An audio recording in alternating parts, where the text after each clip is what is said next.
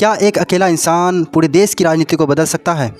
एक ऐसा इंसान जो कभी डॉक्टर बनना चाहता था, फिर अफ्रीका जा कर के संयुक्त राष्ट्र के लिए काम किया और इंडिया आकर के भारतीय राजनेता को सिर्फ जिताया ही नहीं, उसकी किस्मत को चमका दिया।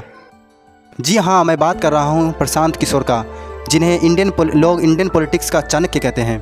प्रशांत किशोर का जन्म 1977 में बिहार के बक्सर ज़िले में हुआ और उसका सपना था डॉक्टर बनने का, क्योंकि उसके पिता डॉक्टर थे और वह एक मिडिल क्लास फैमिली से था।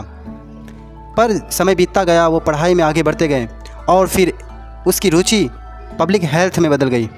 यही नहीं, पीके ने WHO यूनाइटेड नेशंस के लिए हेल्थ मैनेजमेंट के लिए काम किया और अफ्रीका में कई जगहों अपनी रिसर्च को जारी रखा और रिसर्च किए।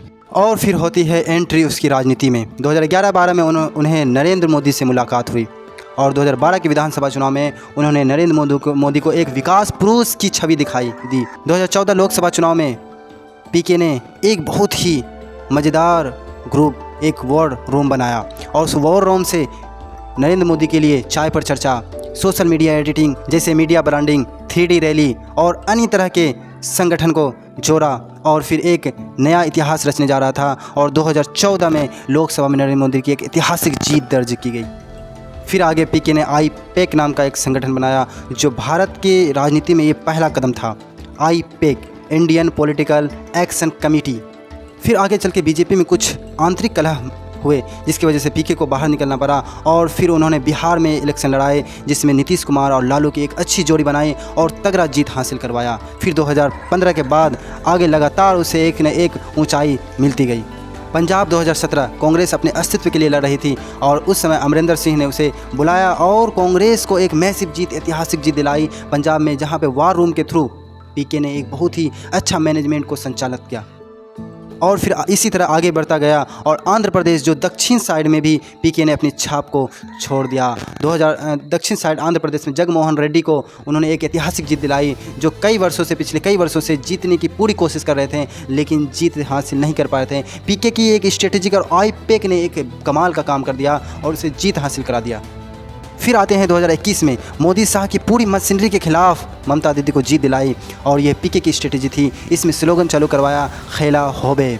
यह पीके का एक IPAC ग्रुप का पूरा कॉन्टेक्ट था, संगठन था, जो पूरी इलेक्शन को, पूरी विधानसभा इलेक्शन मैनेजमेंट किया और एक मैसिव जीत दिलाई। और यह मौका अच्छा था पीके के लिए कि वो अपने पिछले बदले को यहाँ पे पूर्ण करे और मोदी शाह की जोड़ी को ध्वस्त कर दे।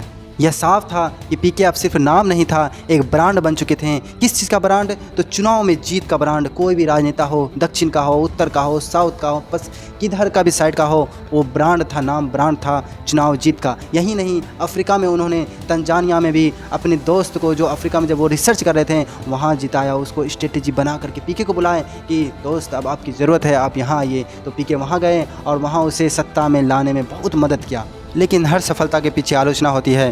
पीके के बारे में लोगों ने कहा, ये विचारधारा से काम नहीं करता, ये पैसे लेकर काम करता है। कुछ लोग उसे पॉलिटिकल बिजनेसमैन कहने लगे, पैसा लेकर जीत बेचता है। लेकिन दोस्तों, एक मज़ेदार की एक स्टोरी सुनाएं आपको, जो रियलिटी है। महाराष्ट्र में जब चुनाव जिता दिया, तो उस समय महाराष्ट्र में जो पार्टी चुनाव जीती थी, उन्होंने कहा कि मैं आपके लिए क्या कर सकता हूँ। तो पीके ने बहुत ही साफ़ सुथरी जवाब दिया कि मेरे लिए कुछ मत कीजिए, मेरी फ़ीस वही होगी, आप बिहार से जो लोग आते हैं उसे बिहारी कह के मत पुकारिए। बिहार के गांव तक गए वो और हर एक व्यक्ति से, हर जन से मुलाकात की और इसी को उन्होंने जन स्वराज का, जन संपर्क यात्रा बताया, जो बहुत ही ज़्यादा सक्सेसफुल रहा। उन्होंने इस सारी यात्रा में एक ही शब्द इस्तेमाल किया और एक ही विचारधारा को लेकर चले, गांधी की विचारधारा। और उन्होंने कहा, बिहार को बदले बिना भारत बदल नहीं सकता है। अब आते हैं जन स्वराज पर।